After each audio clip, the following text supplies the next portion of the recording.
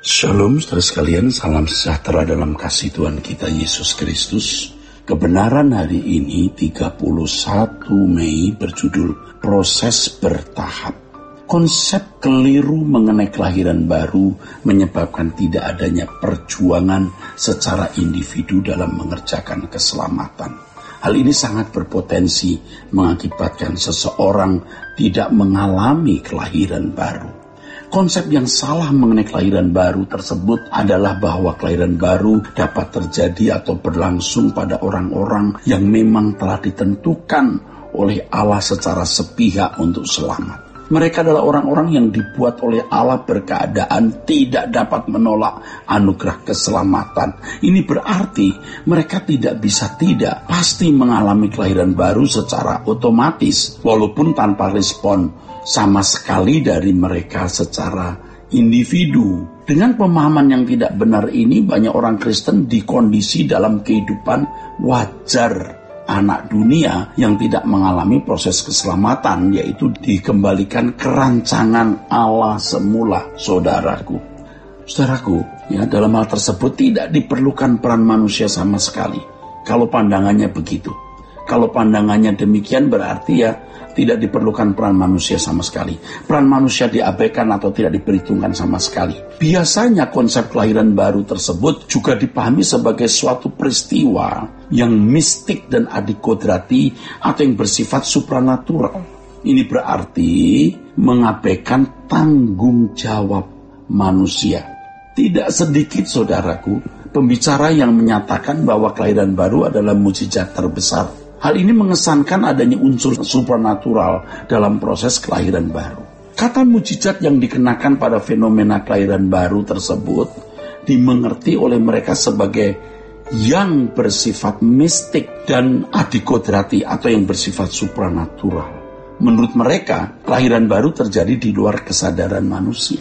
Dengan demikian mereka juga meyakini bahwa kelahiran baru terjadi hanya atas tindakan Tuhan yang menentukan segala hal. Mereka meyakini bahwa hanya sebagian orang yang ditentukan oleh Allah untuk selamat yang dapat mengalami kelahiran baru, sedangkan yang lain tidak. Dan yang tidak ditentukan selamat ini, mau bagaimanapun tidak akan bisa mengalami kelahiran baru karena mereka tidak memiliki jatah untuk mengalami kelahiran baru, saudaraku. Pandangan ini salah, saudaraku. Tidak tepat, saudaraku. Kelahiran baru tidak demikian, ya. Doktrin yang tidak benar ini tidak memiliki implikasi yang sewajarnya atau tidak memiliki implikasi yang proporsional dalam kehidupan Kristen. Doktrin ini membunuh penerapan konkret kehidupan iman Kristen, saudara. Itulah sebabnya dalam kebaktian-kebaktian kebangunan rohani, orang-orang yang meresponi altar call dan menyatakan menerima Yesus dengan mudah secara sembarangan dinyatakan sudah mengalami kelahiran baru. Ini satu kesalahan. Selanjutnya terbangun kesan bahwa semua orang Kristen yang pergi ke gereja pada umumnya telah terpilih sebagai orang-orang yang pasti selamat masuk surga. Bagaimana ini, saudaraku? Selanjutnya terbangun kesan bahwa semua orang Kristen yang pergi ke gereja pada umumnya telah terpilih sebagai orang yang pasti selamat masuk surga. Hal ini menyebabkan banyak orang Kristen tidak lagi memiliki perjuangan dalam keselamatan. Pada umumnya gereja-gereja di Eropa menganut doktrin tersebut. Dan kita melihat akibatnya, banyak gereja-gereja di Eropa mati. Masyarakat Eropa hari ini seperti tidak pernah mengenal Injil. Ironi sekali. Banyak gereja di Eropa itu seperti tidak mengenal, seperti tidak pernah punya jemaat karena kosong, saudaraku, kosong.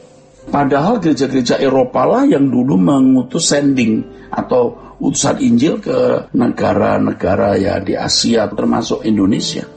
Ironinya banyak gereja di semua belahan dunia masih saja mewarisi ajaran yang dari Eropa yang tidak memiliki kuasa mengubah manusia sesuai dengan rancangan Allah tersebut.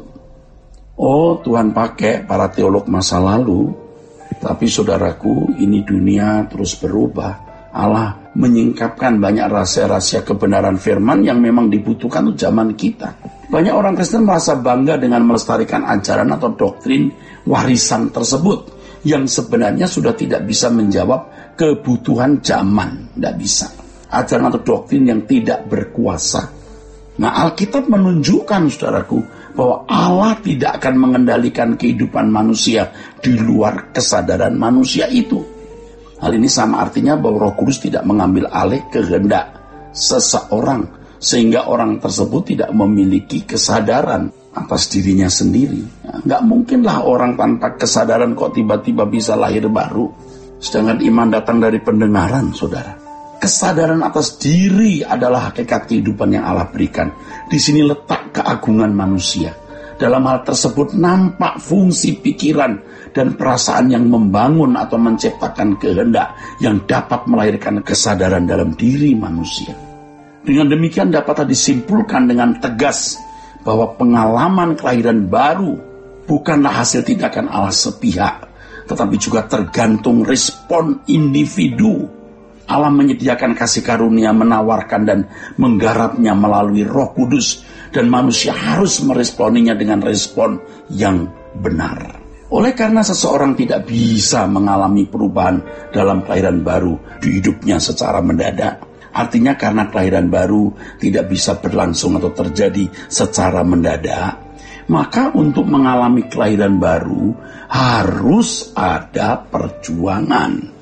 Perjuangan yang serius dan terus-menerus supaya berlangsung kelahiran baru itu, sehingga seseorang bisa mengalami kelahiran baru itu, saudara. Nah, ini penting untuk dimengerti. Harus ada perjuangan yang serius.